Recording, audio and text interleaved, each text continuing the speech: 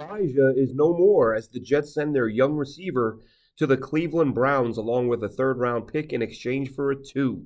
I'm Glenn Naughton with JetNation.com. Be sure to log on to JetNation.com where you can register and become a part of what is the most active Jets message board on the web.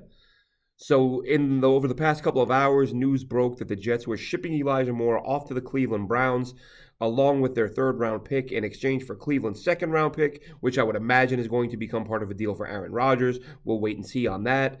But the trading of Elijah Moore, not a huge surprise to me. I know just 2 or 3 days ago, especially once the OBJ story broke, that the Jets were interested, or that it was, the OBJ to the Jets was still being talked about. I tweeted out and said, I wouldn't rule out Elijah Moore being traded, and that was even before the OBJ thing. But the OBJ rumors only made you think it was more likely. Again, that's another wait and see. Will he come? We don't know, because the Jets also signed Mecole Hardman, free agent receiver from the Kansas City Chiefs. Great speed guy, yards after the catch, all that. We'll go over that more in detail on tomorrow night's episode of Jet Nation Live. But the Elijah Moore thing, just wanted to discuss that. This felt inevitable to me. I know a lot of people, because of Elijah Moore's talent level and the Jets' need to surround whoever their quarterback is going to be beyond this year with weapons, you kind of thought, a lot of folks felt like Elijah Moore was safe with the Jets.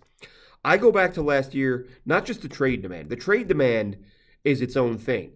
But this was discussed a lot during the year, the timing of it, that Elijah Moore demanded a trade while the team was probably playing their best football in 10 years.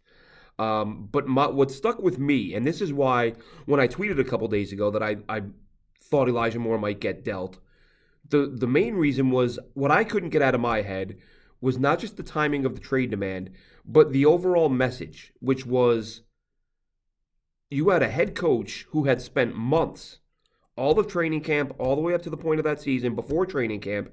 Robert Saleh's mantra was positive vibes only. And Elijah Moore, the second things weren't going his way, while the team was playing their best football, arguably in a decade, Elijah Moore said, I don't give a damn about your positive vibes. I want out. I don't care if we're winning. I don't care that you've been telling the media and the fans and the players for the past month, 2 months, 3 months that all you want in this building is positive vibes. I don't care. I want out. I'm not getting enough targets.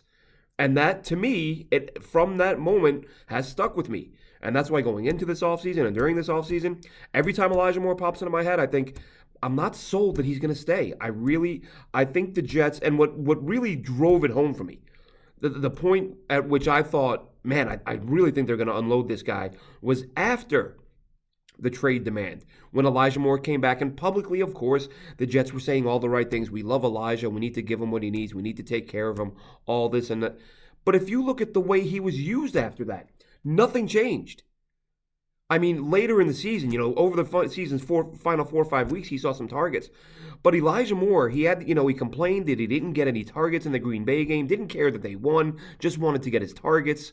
The Jets bench him against Denver, and then the following week, 1 target. The week after that, 0 targets. The week after that, 4 targets. The week after that, 2 targets. The Jets, if they really, truly believed what they were saying, that we love Elijah and we believe in Elijah and we wanted to be here for a long time, they would have made an effort to get him the football. And I understand the quarterbacks were terrible, but 1 target, 0 targets, 2 targets. I mean, throw him a couple of bubble screens in the first quarter, and then you have the rest of the game to throw him a few more. You get him 5, 6, 7 targets a week to get him involved. The Jets didn't care. So he was solely a decoy. That was basically his role. He saw double-digit targets 1 time this season, and that didn't happen until week 13. So Elijah Moore kind of paved his own road out of town, and it's what he wanted. I mean, he said he wanted a trade. He clashed with the offensive coordinator. He told the head coach, you can take your positive vibes only, and he told him where to go with it.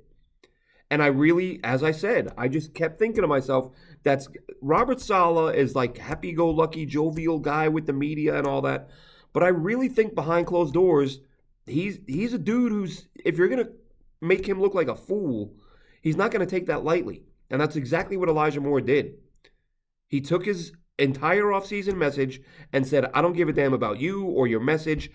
I'm about me. I want my targets. Don't care how we're playing. Don't care about vibes. I want targets.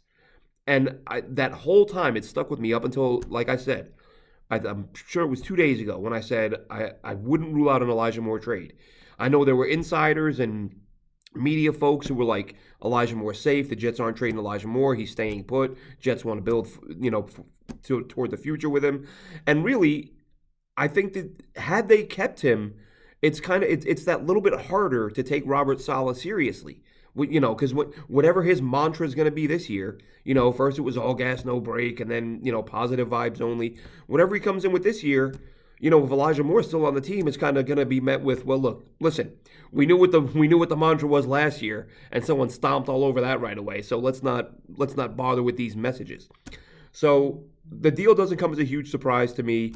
Whether or not, again, I think that pick now goes to Aaron Rodgers or goes to Green Bay to get Aaron Rodgers, because at the very least, as I've said all along, I thought a 3 and a conditional is what the Jets should be paying for Aaron Rodgers.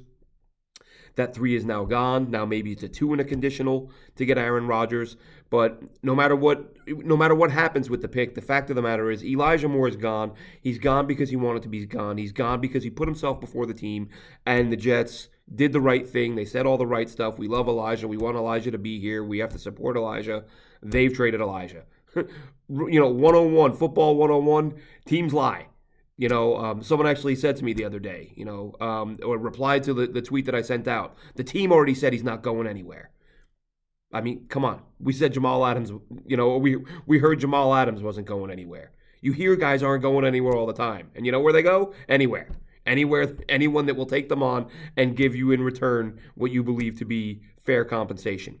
So Elijah Moore's gone. Jets have an extra 2. Expect that to be packaged to get Aaron Rodgers, and we will go from there. Tune in tomorrow night, Jet Nation Live, 6:30 p.m. Myself and Dylan Turman. Until then, Jets fans.